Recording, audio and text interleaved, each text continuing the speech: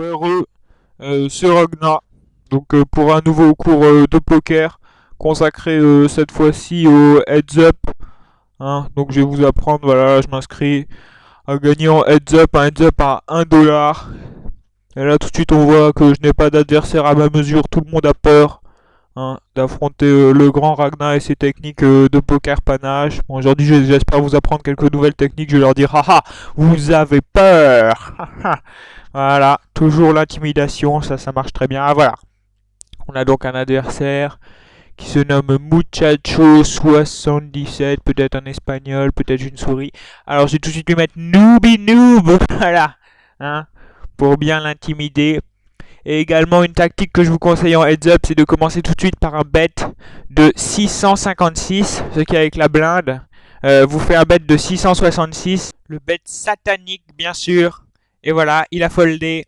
Je lui mets tu es maudit, bien sûr, hein, puisqu'il est maudit à partir de maintenant, vu qu'il n'a pas payé le bet satanique. Et puis même s'il l'avait payé, il était aussi maudit. Donc c'est un peu une tactique gagnant-gagnant. Et puis là, bien sûr, je vais tapis. Hein. Je vais tapis, je vais enchaîner quelques multiples tapis, qui est bien sûr la base du poker panache, quelle que soit la forme de poker, hein, que vous jouiez à l'Omaha, à l'Ottawa, à l'Otari, au Walibi Schtroumpf, toujours des multiples tapis, hein, la base de la stratégie, ça c'est clair.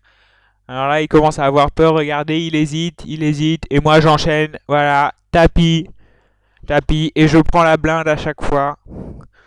Et voilà. Et mine de rien, s'il fold, bon bah là il y a une blinde de 20, il a 1400 de tapis. Donc s'il fold, je pense 7000 fois, et ben ça suffira à gagner. Mais je pense évidemment qu'il craquera bien avant. Donc voilà, là je continue mes tapis, mes multiples tapis. Oh là là, là j'ai une paire, ça c'est pas bon signe. Il faut jamais jouer les paires. Alors qu'est-ce que je vais faire? Là je vais vous apprendre à faire un truc spécial pour les paires. Le tapis caché, mais pas n'importe quel tapis caché, le tapis caché total, bien sûr. Donc pourquoi ce nouveau tapis caché? Eh bien tout simplement parce qu'on s'est plaint la dernière fois avec le tapis caché du jeu de solitaire.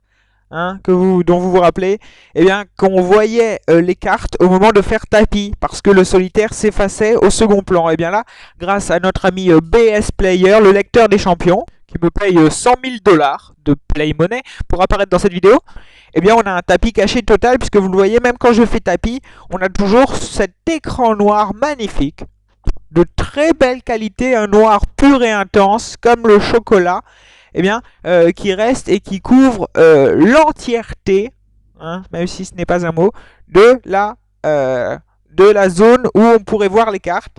Hein, ce qui nous laisse évidemment dans l'inconnu le plus total, ce qui évidemment est toute l'ingéniosité du tapis caché. Un peu comme dans cette grande émission qui est Apprendre ou à laisser, où on ouvre des boîtes sans savoir ce qu'il y a dedans, et bien là on fait des tapis sans savoir ce qu'on a en main, c'est magistral, c'est magnifique. Voilà, et donc là on va revenir au jeu avec As-6, ça une main pas mal pour faire des méga quintes, et je vais donc faire tapis.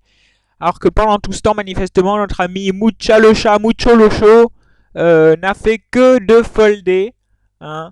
Alors que là, j'ai 7-3, c'est pas mal. Alors voyons ce qu'il va faire tout de suite. Hein, j'ai la position sur lui, sur le décolleté. Et voilà, il fold. Alors ça, c'est assez intéressant. Il a peur de mes tapis. Hein, et il attend peut-être une bonne main, enfin ce qu'il croit être une bonne main, comme Roi par exemple, Nooby Noob.